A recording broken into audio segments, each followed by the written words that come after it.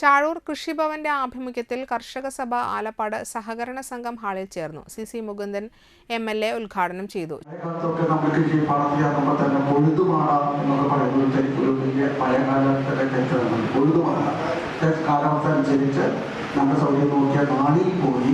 നമ്മുടെ കൃഷി ചെയ്യുന്ന പാടത്ത് പോയി ഈശ്വരനാമത്തിൽ വെച്ചുകൊണ്ടാണ് അന്നൊക്കെ നമ്മൾ പൊഴുതുമാടാറ്.